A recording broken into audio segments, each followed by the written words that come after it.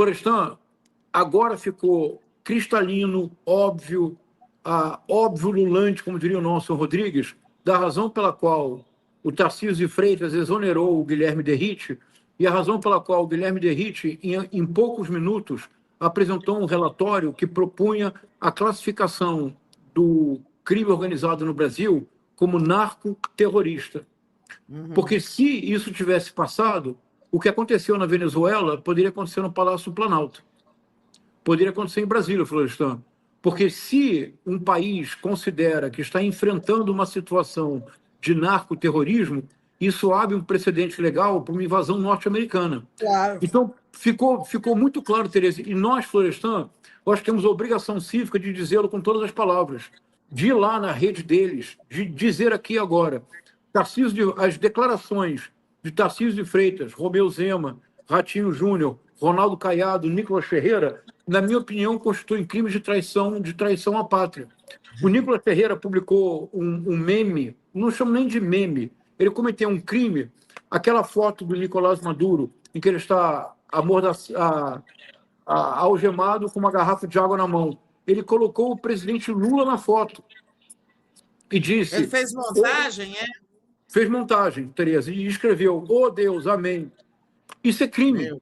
Ele está literalmente sugerindo que uma nação estrangeira invada o Brasil e sequestre o nosso presidente. Veja, eu acho que poucos como eu foram tão visceralmente contrários ao bolsonarismo. Tereza, eu digo aqui, se o Bolsonaro, tendo sido eleito pelo povo, fosse sequestrado por uma nação estrangeira, eu defenderia o Bolsonaro. Ele é um presidente brasileiro eleito pelo povo. Ele tem que ser retirado pelo voto. Ele não pode ser sequestrado por uma nação estrangeira. Mas que Nicolas Ferreira e tantos políticos da direita tenham se dado ao direito de dizer o próximo é o Brasil, o próximo é o Lula, isso mostra para o povo brasileiro qual é o material de que as pessoas são feitas, Florestan. São traidores da pátria, dobram a espinha, não tem nenhuma altivez. Isso em 2026, agora, este ano, na eleição, estará em jogo. A questão toda é saber, Florestan, se em outubro, se o Trump continua com o mesmo poder, antes haverá as eleições, os chamados midterm elections. E as eleições, em alguma medida, Tereza, essas ações do Trump na Venezuela, ameaçar o Petro, ameaçar a Cláudia Sheinbaum, ameaçar a Noruega, é uma tentativa de resgatar algum nível de popularidade para as eleições, para as midterm elections. A preocupação do Trump são as midterm elections, porque a popularidade dele está caindo vertiginosamente. Hoje, a Cláudia Sheinbaum, nesse meu passeio que eu fiz entre as televisões em espanhol e em inglês, a Cláudia Sheinbaum deu uma entrevista importantíssima, aquelas manhaneiras. Ela disse algo fundamental, Tereza, algo que o presidente Lula, creio que tentou dizê-lo, mas o disse de forma muito desastrada. A Cláudia Sheinbaum disse o seguinte: por que é que o Donald Trump não se preocupa com o narcotráfico interno nos Estados Unidos? Por que que o Donald Trump não é capaz? Por que que a inteligência norte-americana não é capaz de fazer o mesmo trabalho que fizeram com o Nicolás Maduro, invadir um país e sequestrar? Por que que a inteligência americana não acaba com o narcotráfico dentro dos Estados Unidos? E ela fez uma pergunta: quem são os traficantes norte-americanos? Como as drogas que vêm de fora, como que elas entram no território americano? Quais são as redes de circulação de drogas nos Estados Unidos? Quem são os traficantes norte-americanos milionários? Pergunta da Cláudia Sheinbaum. Passemos a pergunta ao Donald Trump. Então, ela fez muito bem, porque ontem ele ficou escarnecendo dela, dizendo o seguinte: ela tem medo dos cartéis. Quando eu pergunto para ela, a senhora quer que nós destruamos os cartéis? Ela fala, por favor, não, senhor presidente. Ele até remedou ela assim, né?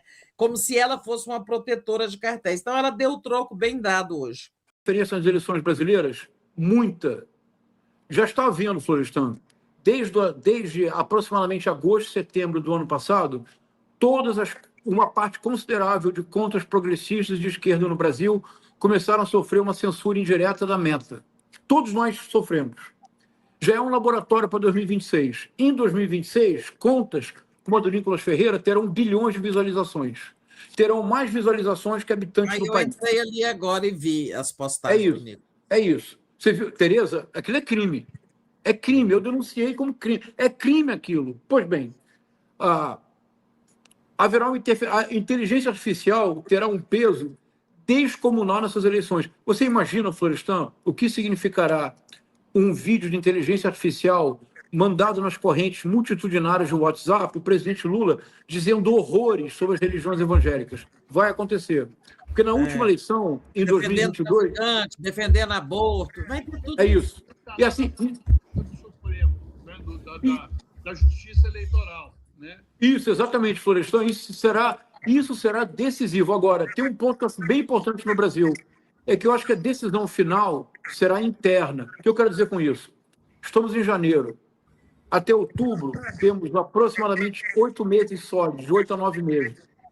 O governo da Frente Ampla precisa, de maneira forte, decidida, ter ações de centro-esquerda efetivas. Por exemplo, apoiar mesmo o fim da escala 6x1, apoiar mesmo a reforma tributária, apoiar mesmo um projeto que vise a tornar o transporte público gratuito em todo o país. Se o governo tiver uma postura mais firme de conflito e uma postura de centro-esquerda, porque, de novo, nós não somos mais adolescentes, nós não podemos imaginar que teremos um governo de esquerda no Brasil na atual correlação de forças. É impossível, é irresponsável. Mas um governo de centro-esquerda, Florestan, é possível. O governo se recuperou no segundo semestre de 2025, quando o governo deu uma guinada à centro-esquerda. Essa guinada tem que ser aprofundada, porque nós vamos enfrentar em 2026 pressão das grandes corporações, pressão do governo norte-americano, e enfrentaremos pela primeira vez algo, Florestan, que isso me choca muito. Realmente me choca. A palavra é esta. Porque nem em 1964, quando boa parte da esquerda acalentava o sonho de uma burguesia nacional, e nós descobrimos que não havia burguesia nacional. O que havia era uma associação direta com os interesses estrangeiros. Mas, Florestan, nem em 1964 nós enfrentamos pessoas com a desfaçatez, com a falta de caráter, com a vilania, com o servilismo, com a sabugice de um Nicolas Ferreira. O sujeito... Sim. Nós nunca enfrentamos um senador que pede para que o Peter Hegseth lance bombardeio na Baía de Guanabara, Florestan. Nós nunca tivemos um deputado federal que sonhou com o cruzado norte-americano no Lago Paranoá, Tereza. Nós nunca enfrentamos isto. Então, nós precisamos realmente estar preparados, porque, Florestan, não será fácil. Não vai mesmo. Não vai ser fácil. Gente, olha só, nosso tempo acabou, mas eu preciso ler aqui mensagens, porque o Léo já está aqui nos bastidores, com o pé, assim, para subir. O Soberano Brasil fala assim, onde é que está a advocacia da União quanto às postagens do Nicola? Não vai ser responsabilizado? Cadê o Messias? O Lindbergh Farias entrou com a representação na Polícia Federal sobre as postagens do Nicolas, do Flávio e do Eduardo, né? O Coiotezinho fala o seguinte, uma pena, o tempo mostrou que na República entre Sócrates e Trasímaco, esse tinha razão, a justiça é a lei do mais forte, l'état c'est moi, Trump. E o professor Ed Silva fala assim, a China está autorizada a anexar Taiwan. O Júlio César Beraldi, fazia tempo que eu não vi o Júlio César Beraldi aqui, ele fala assim, Estados Unidos, China e Rússia dividem zonas de influência, ele pergunta. O professor Ed Silva volta e fala que, esse aqui eu já li, né, que é uma fonte da Telesul, uma informação aqui que ele traz. É isso, gente, essas são as informações, os superchats aqui da nossa audiência.